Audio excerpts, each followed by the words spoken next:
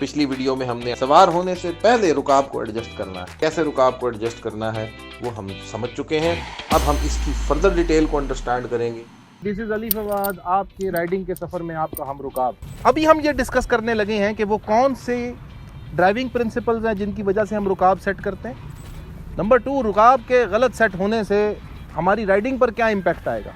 Number 1, heal को, hip को और कंधे को एक लाइन में होना चाहिए ताकि तमाम सेंटर ऑफ ग्रेविटी जो है राइडर का वो तब एक लाइन में और हील से होकर गुजरे। अगर हम इसको आगे मूव करेंगे तो सेंटर ऑफ ग्रेविटी कहीं यहाँ एक्ट कर रहा होगा और हील आगे होगी। सो रुकाब की अगर गलत एडजस्टमेंट मैं करूँगा, यानी कि रुकाब को छोटा कर दूंगा तो भी इनका पाँव डिस्प्लेस हो जाएगा, अगर रुकाब को लंबा करूंगा तो भी इनका पाँव डिस्प्लेस हो जाएगा। ये है पहली reason.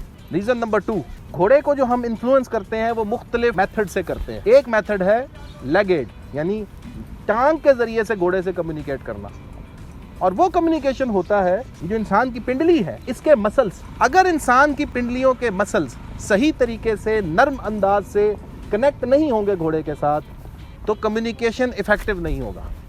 So what we do, हम रुकाबों को ऐसे एडजस्ट करते हैं कि हील नीचे हो जाए और टो ऊपर हो जाए। जब हील नीचे होती है और टो ऊपर होती है लाइक दिस, तो ये जो मसल्स हैं ये स्टिफ होते हैं। जब ये स्टिफ होते हैं तो कम्युनिकेशन आसान हो जाती है। इसी तरह अगर रुकाब लंबी होगी तो यहाँ से कनेक्शन लूज हो जाएगा और पाँव कुछ ऐसे हो जाएंगे। इसी तरह रुकाब जब छोटी होगी तो पाँव कुछ यहाँ पहुँच जाएंगे और यहाँ से कनेक्शन कुछ हार्ड हो जाएगा। तो हमने क्योंकि दरमियान में रखना होता है, कनेक्शन दरमियान में हो, स्मूथ हो, सेंसिटिव हो, क्योंकि अगर बिल्कुल लूज रखेंगे तो ये राइड करेंगे तो टांगे ऐसे ऐसे हिल रही होंगी, वो घोड़े को तंग करेंगी। और अगर हम बिल्कुल टाइट कर देंगे रुकाब तो टांगे बिल्कुल यूं साथ लग जाएंगी, तो घोड़े को समझ ही नहीं आएगी कि भाई मैंने आगे निकलना है या पीछे निकलना है, क्योंकि टांग के लगने से घोड़ा आगे मूव करता है। अब बार बार यहाँ पर लग रही है टांग तो घोड़े को रॉन्ग सिग्नल जाएंगे। अब ये लेंथ जो है यानी स्टिरअप जो है इनके एंकल से ऊंची है, विच मीन्स कि ये शॉर्ट लेंथ है। अब जब ये राइड कर रहे हैं तो इनकी टांग कॉन्टिन्यूसली साथ लगी हुई है और घुटना भी आगे मूव कर गया। प्लस ये जो हील है ये हिप की लाइन में नहीं है। अब मैं इसको बिल्कुल लंबा कर देता हूँ। अब ये मैंने स्टिरअप को इनके हिसाब से बहुत लंबा कर दिया। अब ये हील करें, हील डाउन करें, ये हील डाउन नहीं कर सकेंगे क्योंकि वो ऑलरेडी बहुत लंबी है, और जब वो हील नीचे नहीं कर सकेंगे तो ये मसल्स लूज हो जाएंगे। तीसरी रीजन, जैसा कि मैंने बताया था कि 20% वेट रुकाबों पर होता है और 80% वजन आपका सैडल पर होता है।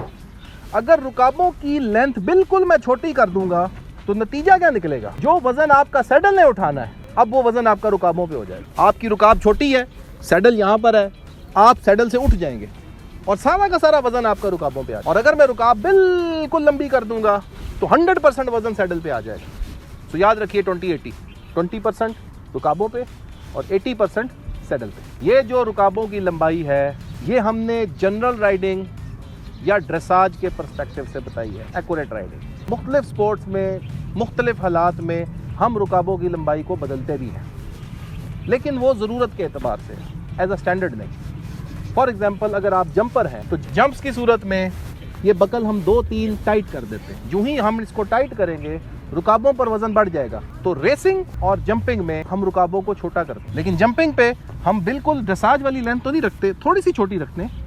से 30-40% वजन जो है वो आपका रुकाबों पर आता है और 60% वजन आपका सैडल पर आता है, क्योंकि जब आपने जंप करना होता है तो आपने 100% लोड अपना रुकाबों पर डालना होता है, सैडल से आपने उठ जाना होता है। तो इस वजह से आपको ये ज़रा छोटी छोटी रखनी पड़ती है। लेकिन नेज़ाबाजी में इससे बिल्कुल ही मुख्तलिफ चीज़ है। जिस साइड पर नेज़े से किल्ला निकालना होता है उसको हम छोटा कर देते हैं, क्योंकि हमने इस तरफ झुकना होता है। अभी मुनीब झुक के दिखाएगा नेज़ाबाजी के लिए कैसे झुकते हैं जी, लाइक दिस। ये लंबी है वो छोटी है। Thank you so much and हम नेक्स्ट वीडियो में एक नए टॉपिक पर बात करेंगे। Looking forward to have you again.